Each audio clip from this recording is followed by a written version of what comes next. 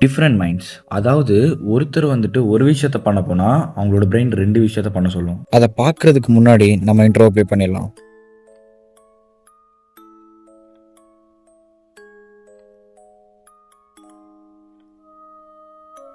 இது எப்படின்னா, நம்ம ஒரு விஷயத்த பண்ணும்போது, நம்ம அத பண்ண முடிஞ்சா கூட, நம்மளோட பிரெயின் நம்மள பண்ண வுடாது. இதே மாரி தான், ஒரு நாட்டுக்கு ஒரே ஒரு தலைவர் இருந்தா மட்டும் தான், அந்த நாடு கரெக்ட்டா இருக்கும். அதுவே 2 பேர் இருந்தா, அவங்க 2 பேருக்குள்ளேயே அடிச்சுட்டு, அடிச்சுட்டு சாவாங்க அவங்களே.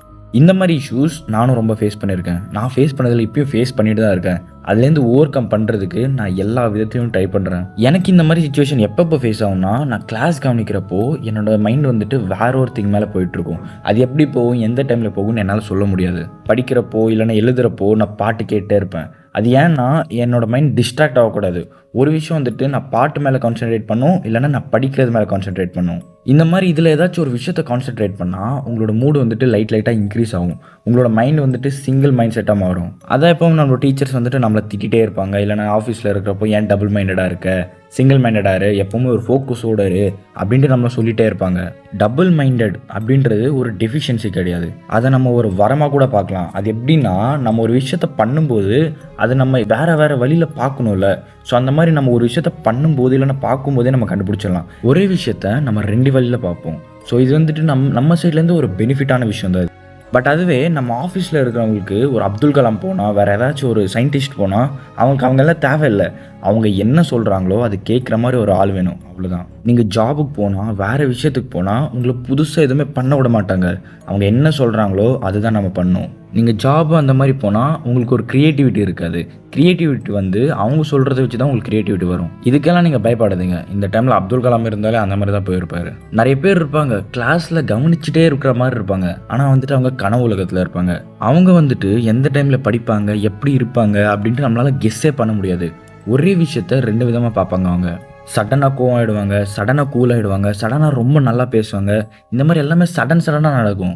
அவங்களோட மூட பார்த்தீங்கன்னா, அவங்க வந்துட்டு காலைல நல்லா இருந்தா, ஈவினிங் டிப்ரஷன்ல இருப்பாங்க. ஏன்னா, அவங்க வந்துட்டு ஒரு நாள்ல 2 மைண்ட் செட்ட யூஸ் பண்ணுவாங்க. காலையில சேடா இருந்தா, நைட் ரொம்ப சந்தோஷமா இருப்பாங்க. இந்த மாரி எல்லாமே டிஃப்ரெண்ட்டா நடக்கும் அவங்களுக்கு. ஆனா, இதுவே நமக்கு பெரிய டிஸ்அட்வான்டேஜா இருக்கு. இந்த டிஃப்ரெண்ட் மைண்ட்ஸ்னால நம்மளோட மூட் வந்துட்டு சேஞ்ச் ஆயிட்டே இருக்கும். ஸோ, அதனால நம்ம ஒரு விஷயத்து மேல ஃபோக்கஸ் பண்ண முடியாது. இன்னைக்கு போய் நீங்க ட்ரை பண்ணி பாருங்க. நீங்க மேத்ஸ் போடுறப்போ, இல்லன்னா ஏதாச்சும் ஒரு கால்குலேஷன் சாங்ஸ் போட்டுக்கோங்க. இல்லன்னா வேற ஏதாச்சும் ஒரு விஷயத்த பண்ணிட்டே இருங்க. ஸோ, அதனால நீங்க வந்துட்டு ரொம்ப நேரம் அந்த விஷயத்த பண்ணுவீங்க. உங்களுக்கு போர் அடிக்காது சொல்லணும்னா. ஆனா, அதுவே ஏதாச்சும் ஒரு தியரி விஷயத்த, ஏதாச்சும் ஒரு கான்செப்ட்ட, கிரியேட்டிவிட்டிய பண்றப்போ, நீங்க தனியா எந்த சவுண்டுமே இல்லாத இடத்துல உட்காந்து படிங்க. எனக்கு புரியுது. கான்சன்ட்ரேட்ன்னா எங்கேருந்து வரும் அந்த கான்சன்ட்ரேஷன்? கான்சன்ட்ரேஷன் வந்துட்டு நீங்களாவது கொண்டு வரணும். யாரோட வயசுக்கு ஏத்த மாரி அந்த கான்சன்ட்ரேஷன் அவங்களுக்கு வரும். அதுவே நீங்க போய் எல்கேஜி பையன்கிட்ட படிடா அப்படின்னு சொன்னா படிப்பானா? படிக்க மாட்டான். அதுவே ஒரு 9த், 10த் இல்லன்னா ஒரு 12த் இந்த மாரி வர்றப்போ, அவனுக்கு தானா அவனே படிப்பான். ஏன்னா, அந்த டைம்ல அவனுக்கு புரியும். அவனுக்கு ஒரு மெச்சூரிட்டி வந்திருக்கும். இந்த டைம்ல நம்ம என்ன பண்ணணும்? என்ன பண்ணா கரெக்ட்டா இருக்கும்? என்ன பண்ணா நமக்கு ஒரு ரெஸ்பெக்ட் வரும்? இந்த மாரியெல்லாம் அவன் கவனிப்பான். நான் இப்பயே சொல்றேன், என்னோட வேர்ட்ஸ மார்க் பண்ணி வச்சுக்கோங்க. உங்களுக்கு ஜாப் வேணும்னா, உங்களுக்கு சிங்கிள் மைண்டட் வேணும். அதுவே வந்துட்டு நீங்க பிசினஸ், ஏதாச்சும் ஒரு மூவி ஃபீல்டு இந்த மாரி கிரியேட்டிவிட்டியா வழியா போனா, உங்களுக்கு டபுள் மைண்டட் கண்டிப்பா யூஸ் ஆகும். இதுவே டபுள் மைண்டட் இருக்கிறவங்களுக்கு என்ன தெரியுமா பெனிஃபிட்?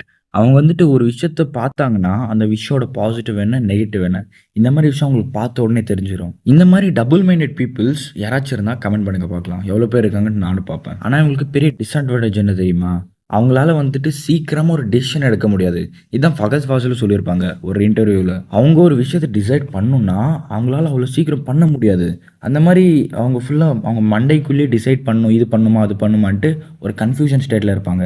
இந்த மாரி டைம்ல அவங்க மத்தவங்கள டிபெண்ட் பண்ணியிருப்பாங்க. அவங்க என்ன சொல்றாங்கன்ட்டு பார்த்துட்டு, கேட்டுட்டு, அத வச்சு அவங்க டிசைட் பண்ணுவாங்க. நீங்க சொல்லுங்க, டபுள் மைண்டட்ன்றது ஒரு நல்ல விஷயமா, ஒரு அட்வான்டேஜா இல்ல ஒரு டிஸ்அட்வான்டேஜா?